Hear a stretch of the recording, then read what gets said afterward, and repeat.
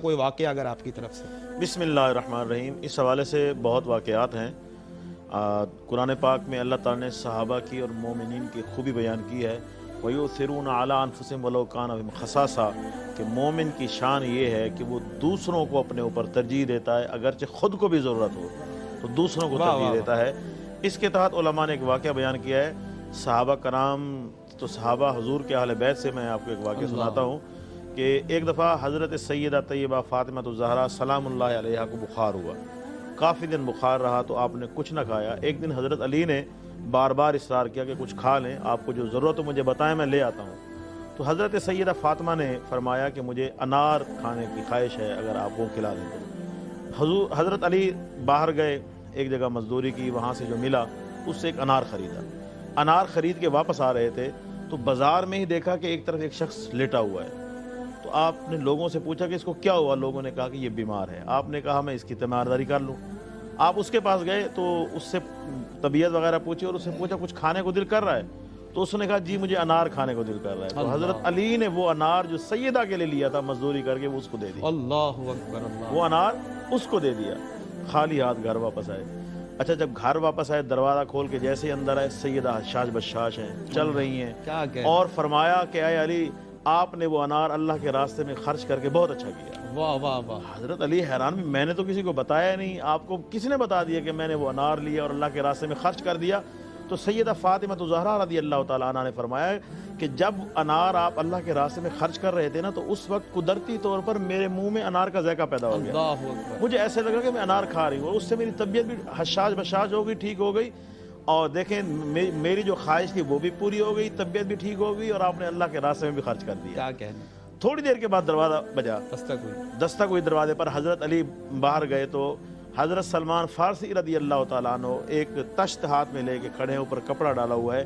فرمایا پر حضرت سلمان فارسی ایک تشت لے کے کھڑے تھے جو جس میں انار تھے اور اوپر کپڑا تھا۔ حضرت علی نے وہ ہٹایا تو دیکھا، فرمایا یہ ہمارے لیے نہیں ہے۔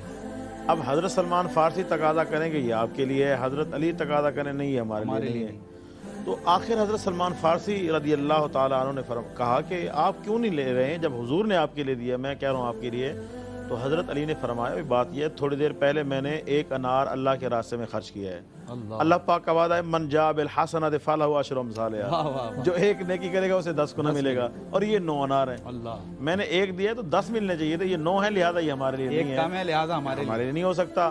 تو حضرت سلمان فارسی نے فرمایا کہ اے رسول اللہ کا گھرانہ آپ پر قربان، میں نے آزمانے کے لیے ایک انار سائڈ پہ کیا تھا، وہ یہ ہے، وہ یہ ہے۔ تو دیکھیں حضور کے ان اہل بیت کی اس واقعے سے ہمیں کیا تعلیم ملتی ہے۔ آج جو ہے نا خود غرضی کا دور ہے، انسان خود غرض ہو گیا ہے، انسان اپنے لیے سوچتا ہے، جبکہ اسلام ہمیں جو سکھاتا ہے وہ دوسروں کے لیے سکھاتا ہے۔ اللہ پاک نے فرمایا یؤثرون علی انفسہم ولو کان بہم خصاصہ، کہ دوسروں کو ترجیح دیتے ہیں اگرچہ خود ضرورت ہوتی ہے۔ اسلام یہی سکھاتا ہے اور حضور نے یہی تربیت فرمائی ہے۔ وہ واقعہ میں صرف خلاصہ عرض کروں کہ حضرت ابو ہریرہ فرماتے میں کئی دن سے بھوکا تھا، ایک راستے میں کھڑا ہو گیا، وہاں سے سب گزرتے تھے، حضرت ابو بکر گزرے، میں نے مسئلہ پوچھا، انہوں نے جواب دیا، چلے گئے۔ حضرت عمر آئے، میں نے مسئلہ پوچھا، انہوں نے جواب دیا، چلے گئے۔ حضور تشریف لائے، میں نے مسئلہ پوچھا، حضور نے فرمایا کہ اے ابو ہریرہ کچھ کھایا بھی ہے؟ یا رسول اللہ کچھ نہیں کھایا۔ فرمایا آؤ میرے ساتھ۔ گھر لے گئے، گھر والوں سے پوچھا گھر میں کچھ ہے؟ تو گھر والوں نے کہا دودھ کا ایک پیالہ پڑا ہے۔ تو حضور نے وہ دودھ کا پیالہ منگوایا، حضرت ابو ہریرہ کو دینے لگے۔ فرمایا ابو ہریرہ جس طرح آپ بھوکے ہو، اصحاب صفہ باقی بھی تو بھوکے ہوں گے، ان کو بلاؤ۔ تو سب اصحاب صفہ جو تھے ان کو بلایا گیا۔ تو حضور نے اب تربیت کا انداز دیتے ہیں۔ بھوک کی شدت حضرت ابو ہریرہ کو ہے، راستے میں حضرت ابو ہریرہ کھڑے ہیں، گھر میں سب سے پہلے حضرت ابو ہریرہ آئے، لیکن حضور نے ان کے ہاتھ میں پیالہ دیا، فرمایا ان کو پلاؤ۔ تو حضرت ابو ہریرہ نے ایک صحابی کے ہاتھ میں پیالہ دیا، انہوں نے پیا، حضور نے کہا اور پیو، انہوں نے پیا، یا رسول اللہ پیٹ بھر گیا۔ اسی طرح حضور نے 72 صحابہ کو 71 صحابہ کو دودھ کا پیالہ پلایا، سب کے پیٹ بھر گئے۔ آخر میں حضور نے کہا اے ابو ہریرہ اب تم پیو۔ تو اس سے دیکھیں تربیت دیکھیں کہ اپنے لیے بعد میں سوچو، پہلے دوسروں کے لیے سوچو۔ حضرت ابو ہریرہ رضی اللہ تعالیٰ عنہ نے وہ دودھ کا پیالہ پیا، فرمایا اور پیو، اور پیا، فرمایا اور پیو، اور پیا۔ عرض کیا رسول اللہ میرا بھی پیٹ بھر گیا ہے۔ اب سب سے آخر میں رحمت دو جہاں، عرش کے مہمان، سید الانبیاء، امام الانبیاء حضرت محمد مصطفیٰ صلی اللہ تعالی علیہ وسلم نے آخر میں وہ دودھ کا پیالہ لیا اور پی کر نوش فرما کر اس کو ختم کر دیا۔ تو اس سے ہمیں کیا سبق ملتا ہے؟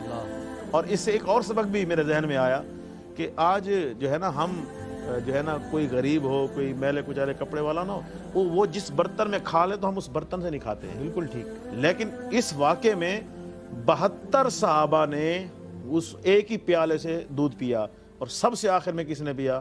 حضور نے پیا ہے. اس سے ہمیں کیا سبق ملتا ہے کہ انسانیت سے نفرت نہ کرو، انسانیت سے گھن نہ کھاؤ، مسلمان سے نفرت نہ کرو. یہ غریبی امیری کے یہ جو فرق ہیں یہ ہم نے بنائے ہوئے ہیں. اللہ نے حکم دیا ہے کہ جب نماز پڑھو تو ایک ہی صف میں کھڑے ہوئے ہیں. محمود بھی وہیں کھڑا ہے، ایاز بھی وہیں کھڑا ہے. تو یہ تو ہم نے بنائے ہوئے ہیں. تو لہٰذا یاد رکھیں، جس طرح ہمیں اپنا احساس ہے، اپنے بچوں کا احساس ہے، اسی طرح دوسروں کا بھی احساس کریں. میاں محمد بخش رحمۃ اللہ علیہ نے کہا تھا کہ مرنے نال ڈرونا بنیو، ہاتھ نہیں لاندے ڈر دے، اور جنہ لی تو پاپ کمائے کتھے نہیں تیری کر دے. اللہ اکبر. جنہ لی تو پاپ کمائے کتھے نہیں تیرے کر دے. تو ہم اپنے بچوں کے لیے، اپنے لیے رات دن حلال حرام لا رہے ہیں، اکٹھا کر رہے ہیں.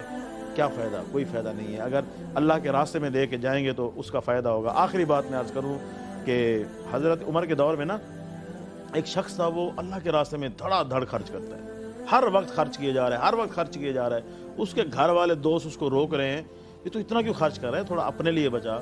تو وہ ان کی بات نہیں مانتا. تو لوگوں نے حضرت عمر کو شکایت کی کہ یہ بہت زیادہ اللہ کے راستے میں خرچ کر رہا ہے، لمٹ سے بھی زیادہ خرچ کر رہا ہے، اس کو سمجھائیں. حضرت عمر نے اس کو بلایا، فرمایا تم ایسے کیوں کر رہے ہو؟ تو اس نے عرض کی کہ اے امیر المومنین، اگر آپ کسی ایک شہر میں رہ رہے ہوں، دوسرے شہر میں آپ شفٹ ہونا چاہیں تو کیا کریں گے؟ کیا وہ اس شہر میں کچھ بچائیں گے یا سارا کچھ دوسرے شہر میں شفٹ کر لیں گے؟ آپ نے فرمایا دوسرے شہر میں شفٹ کر لوں گا سارا کچھ. تو اس نے عرض کی کہ میں نے بھی تو دنیا میں سدا نہیں رہنا نا، میں نے آگے بھی جانا ہے. تو اپنا مال میں آگے اللہ کے راستے میں جمع کرا رہا ہوں تاکہ آخرت میں مجھے اس کا اجر ملے، وہ آخرت میں میرے کام آئے. اس لیے میں یہ کر رہا ہوں.